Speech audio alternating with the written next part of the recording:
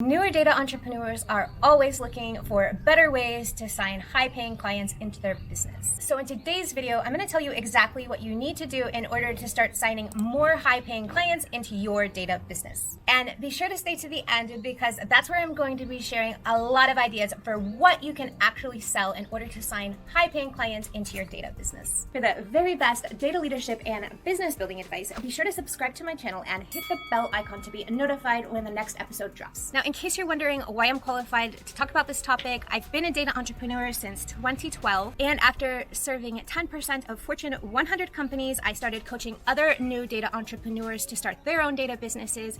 10% of my mentorship clients have landed six-figure contracts within the first 7 months of signing up with me. My name is Lillian Pierson, and I support data professionals to becoming world-class data leaders and entrepreneurs. We are going to talk about how to sign high-paying clients into your data business. Yes.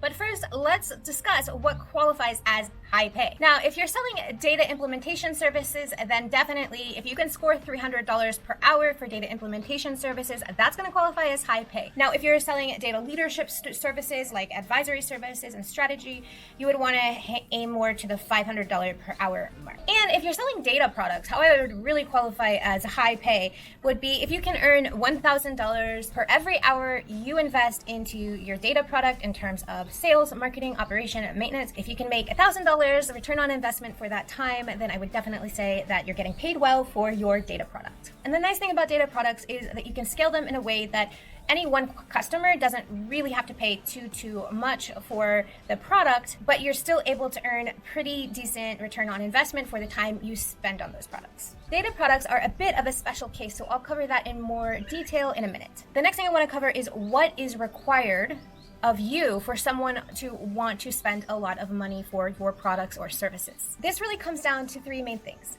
necessity, trust, and uniqueness. So to answer the question of how you can sign more high-paying clients into your data business, we need to address what you can do, what actions you can take in order to build up necessity, uniqueness, and trust. We're going to start first by talking about necessity. You need to make sure that whatever you sell, product, service, what have you, that your customers need it. It can't be just one of these things that's nice to have. It really needs to be something that solves a problem for them, that needs to have an urgency to it, where people really want to get this problem solved, and it necessitates that they would actually make a purchase to have you take care of that for them. Now, how do you make sure that what you're selling is actually needed? Well, that is 100% down to market research. You have to do market research in order to identify the huge, glaring, gaping gaps in the data market in terms of industries and types of professionals that need our skills. They are all out there, but you need to find them. So in order to find them, you may want to go to websites like Quora or maybe Reddit, Facebook groups, maybe job boards, freelance marketplaces,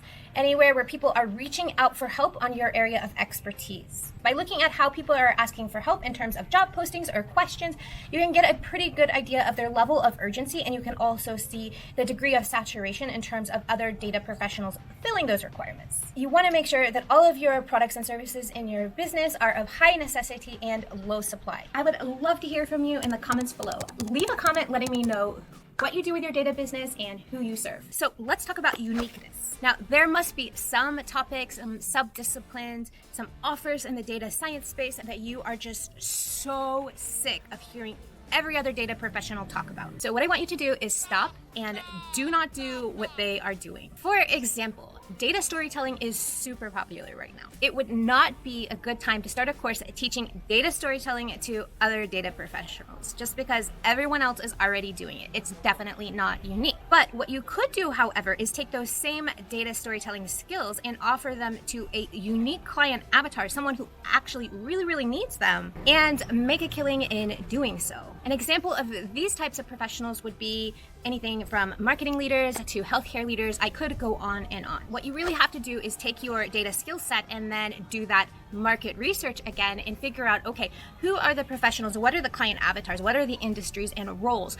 where people are really looking for support and help with the types of services I'm able to offer. So again, market research is super duper important. The next thing I want to talk to you about is trust. There are quite a few ways that you can build trust with prospective customers. Now, you could offer a low price, quick win product or service, something that basically they can dip their toe in the water to see what kind of results you can generate for them, and then they know they want to keep working with you. We're going to pick back up on this in just a minute when I talk about a data product, a way you can set up data products in order to sign high-paying clients. But the next thing I want to talk about with respect to trust is word of mouth marketing. So if you have people that you have worked with in the past and helped in the past, even if it's in an employment environment, and they go ahead and recommend you for your ability to get the sort of transformation to use data to get a particular business result, if they make those pointed recommendations to their friends and colleagues, then it's going to be a lot more likely that if their colleagues actually come to you, that they will make that purchase because they already trust you because someone they trust recommended you, right? Another way to build trust is the external show of credibility factors. So yes, of course,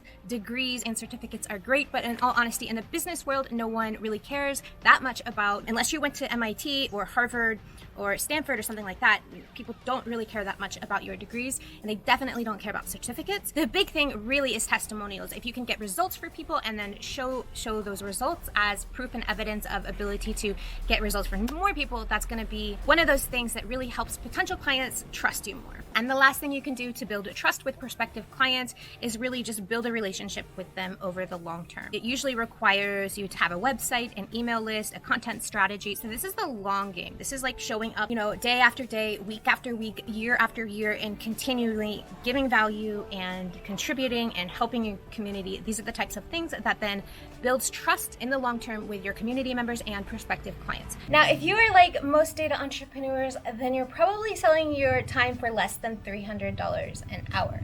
And that is a big mistake, which is why I created this video on how you can hit the $300 per hour mark really quickly in your business. I will leave a link to that in the description below, as well as in the cards to this video. All right, so let's take a minute and talk about what you should sell in order to maximize your chances of signing high-paying clients. I put together a little list. We will put it on the screen for you to read as well, but in terms of services, you could do a starter audit, you could do data strategy services, you could do data cleaning services, machine learning and model building services, you could do data visualization services, data pipeline building services, you could build custom chatbots. I mean, I could go on and on. Basically, any sort of data science service you offer as an employee, work you're doing on a daily basis inside of someone else's business, you could package it up and sell it on the open market to startups and to anyone who's looking to hire freelancers, this sort of thing. Now, in terms of what you could sell to get people started in your business with products, you could sell anything from books to courses. You could take a SaaS product if you have one and offer it like on a trial basis or low priced version. You could sell a plug and play dashboard.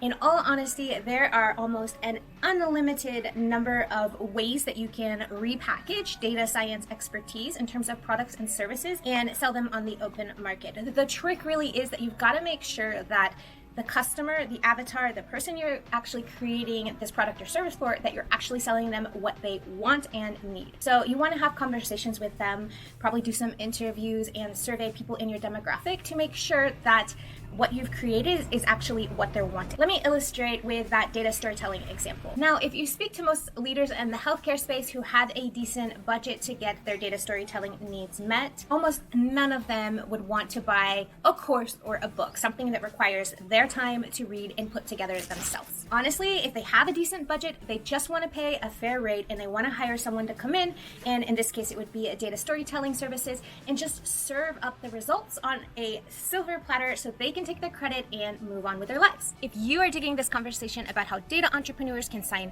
high-paying clients, then you are going to love my free Data Entrepreneur Toolkit. It is the 32 very best tools that we have found on the market for growing your data business fast. These are the exact tools that we use to hit multiple six figures in my business at Data-Mania, and you can get recommendations for all of them through the Data Entrepreneur Toolkit that is linked in the description below. Also, I would love to see you inside of my free Facebook community for aspiring and up-and-coming world-class data leaders and entrepreneurs. So I'll leave a link to that in the description below as well. Oh, and if you liked this video, be sure to show it some love by giving it a thumbs up and tell me in the comments below which of these offering ideas was your favorite and why. Also, be sure to subscribe to my channel so you'll be first to know when the next episode drops.